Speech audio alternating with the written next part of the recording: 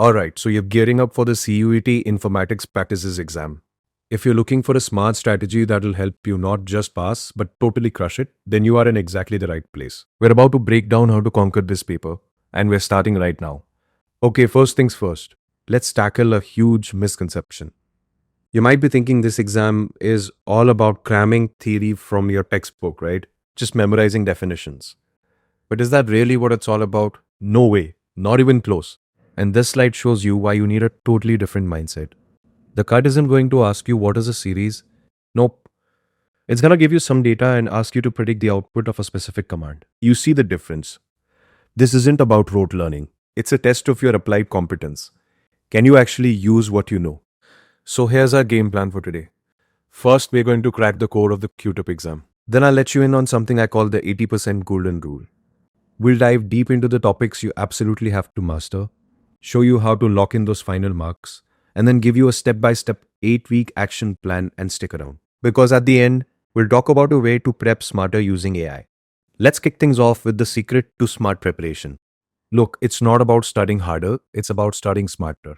And that all comes down to focusing your energy where it's going to have the biggest impact. Now just look at this chart. Seriously, let this sink in. SQL functions and queries alone make up a whopping 38% of the paper. You add pandas to that at 28%, and what do you get? That's 66%. Literally two-thirds of your entire exam from just two topics. This isn't a guess. This comes from a deep dive analysis of past papers. And that brings us right to the heart of this whole strategy, the golden rule. SQL plus pandas plus matplotlib. Together, they make up roughly 80% of your paper.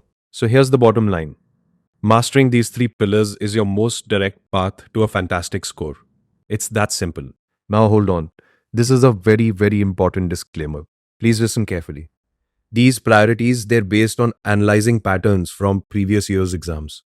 They are an amazing guide for smart prep, especially if you're short on time, and this is a big but, if you have enough time, you absolutely must study the complete syllabus. This strategy is here to focus your effort, not to replace learning everything you need to know. Alright, with that foundation set, let's dive into the most important topics. This is where you should be investing more than half of your dedicated study time. This is where the magic happens. This table breaks it all down for you for SQL. With that huge 38% weightage, your focus has to be on functions, aggregate, text and date, and crucially, how SQL deals with null values. That's a big one for pandas. It's all about creating and messing with series and data frames, especially using Boolean indexing and functions like drophead and tail. And for matplotlib, you've got to know your plot types, how to customize them, and how to save them. Let's talk about the kind of tricky questions or traps you'll run into in SQL. It's not enough to know what the round function does. You have to know that round with a -2 for precision means it rounds to the nearest 100.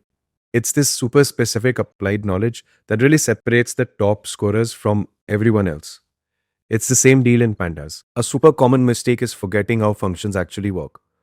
The drop function by default doesn't change your original data frame. It actually gives you a new one if you forget to either reassign it or use that in place equals true parameter. Well, that's a classic mistake that will definitely cost you marks. It's all in the details. Okay, so we've covered the big 80%. But what about the other 20%? Let's switch gears and talk about how to secure those final marks by handling the medium and low priority topics efficiently. This is what takes you from a good score to a truly great one for your medium. Priority topics where you spend about 30% of your time. Here's your checklist for computer networks. You have to be able to validate an IP address, know that 0 to 255 rule for each part, and know what devices like routers and switches actually do. For database concepts, master the difference between primary and foreign keys, and in society and security, you need to get the core ideas like what a digital footprint is, what a data attack is, and how cookies work. And finally, the low priority stuff. These guys only need about 10% of your time. Think of this as a quick review, not a deep study session. Know the basic difference between static and dynamic web pages and file handling. Understand what modes like A+ are for and what seek 0 does, and for exception handling. Just be crystal clear on the logical flow. Try then, accept, then else, then finally knowing what to study is half the battle. But now let's get into how to study with a solid week-by-week blueprint for your success. This is your action plan. This 8-week schedule is all about systematic learning so you can avoid that last minute panic cramming. You start with the basics in weeks 1 and 2, then you build on that foundation. By weeks 5 and 6, you're tackling more advanced stuff like DDL and DML. That's your data definition and manipulation language and relational algebra. And most importantly, weeks 7 and 8 are all about revision, polishing your skills, and taking full on mock tests. So, what does a typical study day look like? We suggest a 90-minute block. Spend the biggest chunk, 40 minutes on SQL, really focusing on predicting outputs, then 30 minutes on Pandas operations, a quick 15 minutes on Packlab and networks, and maybe the most important part of the whole thing, a dedicated 5 minutes at the end just for error analysis. Go back over your mistakes, figure out why you made them. That's how you really learn. And to keep you on the right path, here are some critical do's and don'ts. Do practice SQL with null values. I'm telling you, it's the number one trap.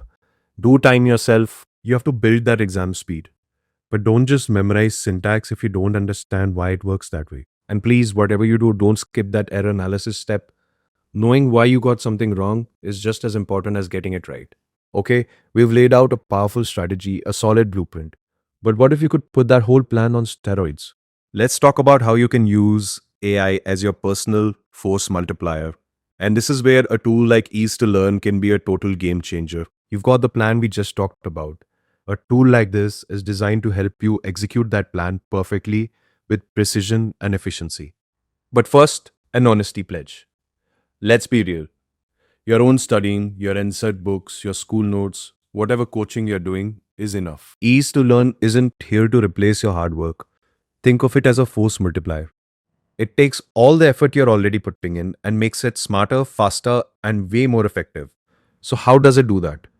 Well, it tackles the biggest headaches of studying on your own. On the left, you've got the Gap Fixer, which is like a personal detective that finds your exact weaknesses in any topic. And on the right, you see the detailed analytics that track every single step of your progress. You're not guessing where you need to improve anymore. The data tells you exactly where to focus your energy. So, what does this all mean for you? It means you can use the Gap Fixer to automatically find and fix your weak spots. It means if you have a question at 2 a.m., your AI buddy Tony can answer it instantly. You can use Pace to build up both your speed and your accuracy. You can practice in super realistic mock tests in the exam room, and all the while, you're getting data driven reports that guide your entire preparation process. And there you have it, a complete smart strategy for the CUET Informatics Practices exam.